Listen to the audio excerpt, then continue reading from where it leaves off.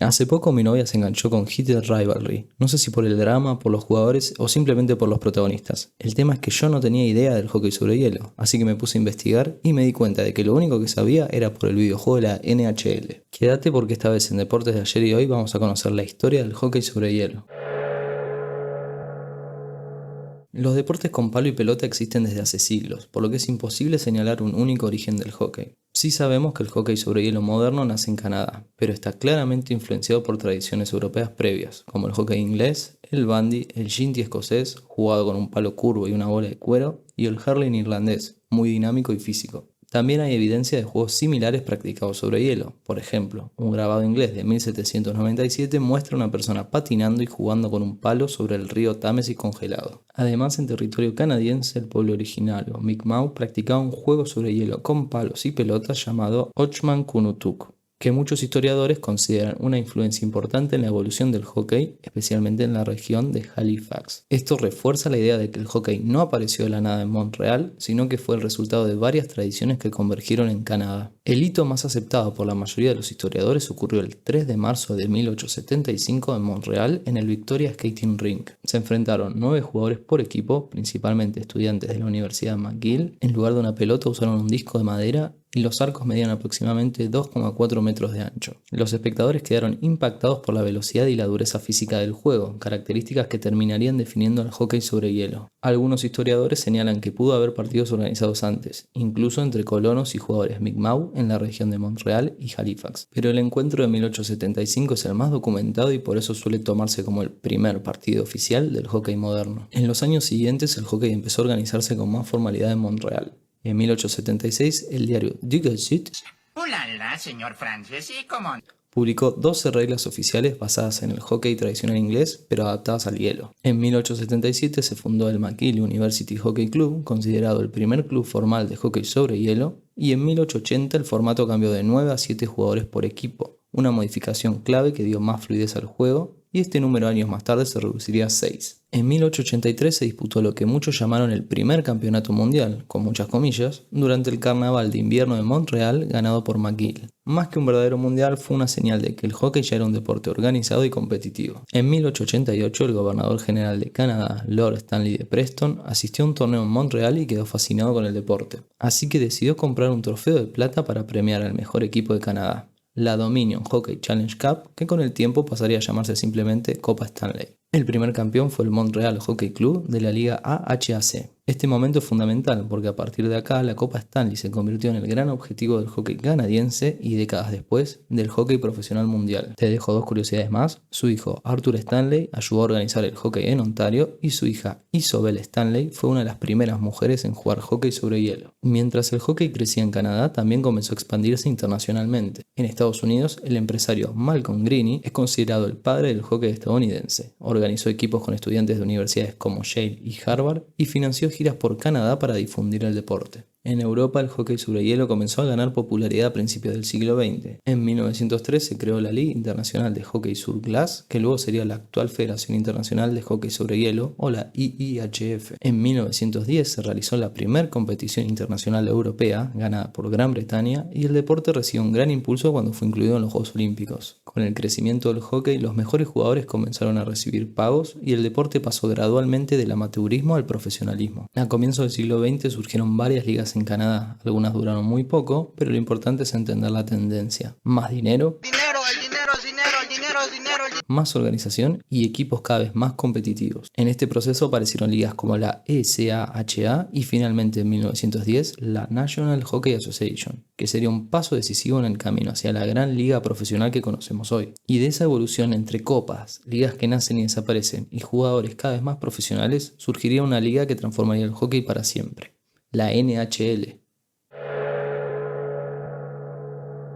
En 1917 se disolvió la National Hockey Association por conflictos internos entre dueños. A partir de esto, 3 de sus franquicias fundaron una nueva liga, la National Hockey League. En sus primeros años, la NHL no era la única liga importante, competía por jugadores y mercado contra la PCHA y la WCHL, ligas fuertes en el oeste de Canadá y Estados Unidos. Estas dos terminarían fusionándose y luego desaparecerían, dejando a la NHL como la principal liga profesional. Aunque nació en Canadá, empezó a expandirse rápidamente. En 1924 se fundaron los Boston Bruins, el primer equipo estadounidense, y para 1926 la liga ya tenía 10 equipos entre Canadá y el norte de Estados Unidos.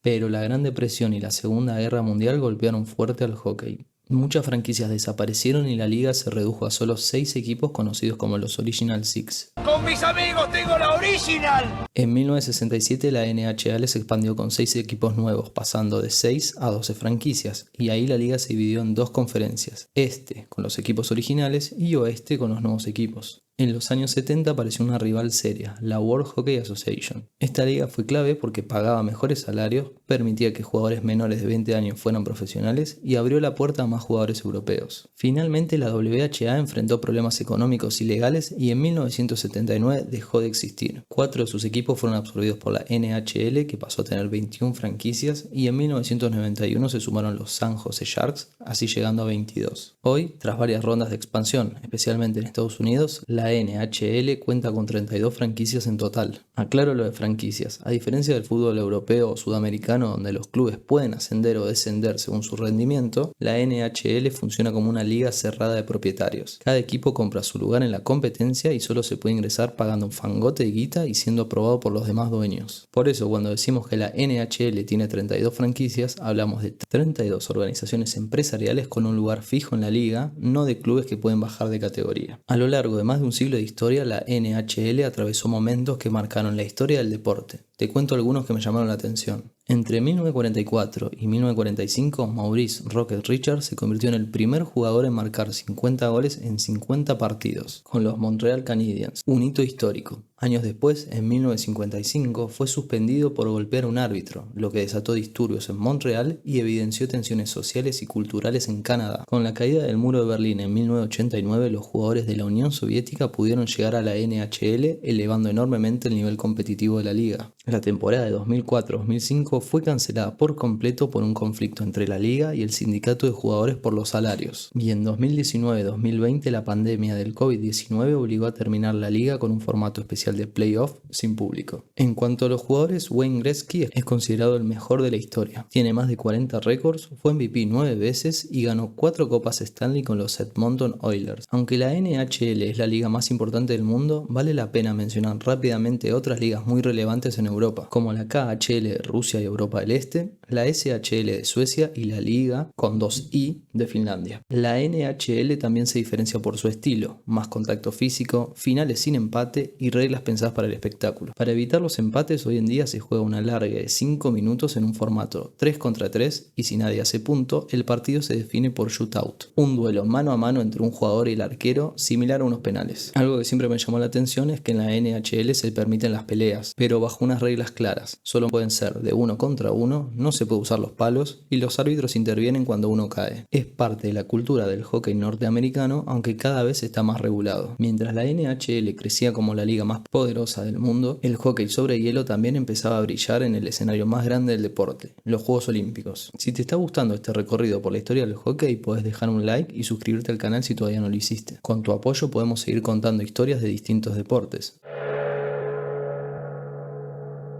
Aunque el hockey sobre hielo es uno de los deportes más populares de los Juegos Olímpicos de Invierno, su primera aparición fue en realidad en los Juegos de Verano, en Amberes 1920. Curiosamente, el COI lo incorporó apenas 3 meses antes de que empezara la competencia. En 1924, con los primeros Juegos Olímpicos de Invierno en Chamonix, el hockey sobre hielo pasó definitivamente al programa invernal, y desde entonces estuvo presente en todas las ediciones al igual que el patinaje artístico. En Amberes 1920, Canadá ganó el primer oro. Curiosamente, la medalla de plata fue para Suecia. Su equipo nunca había jugado al hockey, pero sí juegan al bandy, uno de esos deportes precursores que mencionamos al principio. Durante décadas Canadá dominó el medallero, hasta la irrupción de la Unión Soviética en Cortina d'Ampezzo en 1956. Tras su disolución, Rusia siguió siendo competitiva, mientras que países como Suecia y República Checa también ganaron protagonismo. A los jugadores profesionales no se les permitió participar hasta Nagano 1998, edición en la que además debutó el torneo femenino. En 2010 hubo polémica cuando el presidente del COI sugirió revisar la continuidad del hockey femenino por la gran diferencia entre las selecciones. La capitana canadiense Hayley Wickenheiser respondió que la solución era seguir desarrollando el deporte a nivel global, no quitarlo de los Juegos. Otra cosa a destacar es que en los Juegos Olímpicos se juega con las reglas de la Federación Internacional de Hockey sobre Hielo, no con las de la NHL, algo similar a lo que ocurre entre el básquet FIBA y la NBA. En el medallero masculino histórico, Canadá lidera con 16 medallas en total, 9 de estas de oro. Rusia también tiene 9 oros, pero 14 medallas en total. Y Estados Unidos está tercero con 11 medallas, de las cuales 2 son de oro. En el torneo femenino, Canadá tiene 5 oros y 2 platas. Le sigue Estados Unidos con 2 oros, 4 platas y 1 bronce. Y luego Suecia con una medalla de plata y una de bronce. Este video lo terminé de escribir el 2 de febrero y los partidos de hockey empiezan recién el 5 en Milán Cortina 2026. Así que si estás viendo esto desde el futuro, deja en los comentarios quién se llevó el oro olímpico.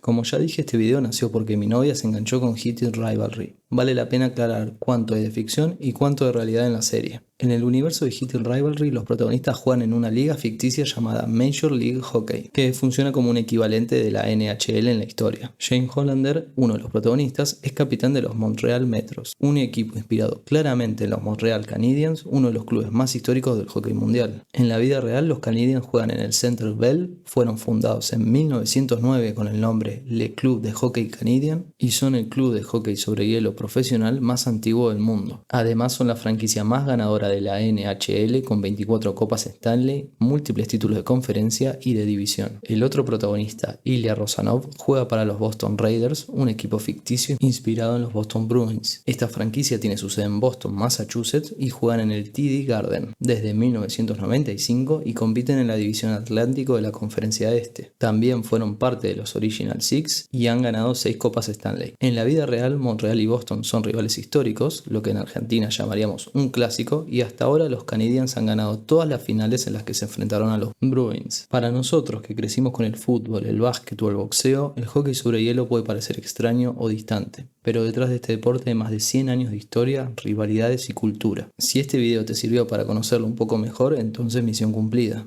Gracias por ver este video de deportes de ayer y hoy. Si te apasiona el deporte y querés seguir descubriendo sus historias, te invito a suscribirte al canal. Se vienen más viajes al origen de distintas disciplinas, eventos deportivos y más historias de atletas que dejaron su marca. Yo soy Gonzalo Labart, gracias por acompañarme y nos vemos en el próximo video.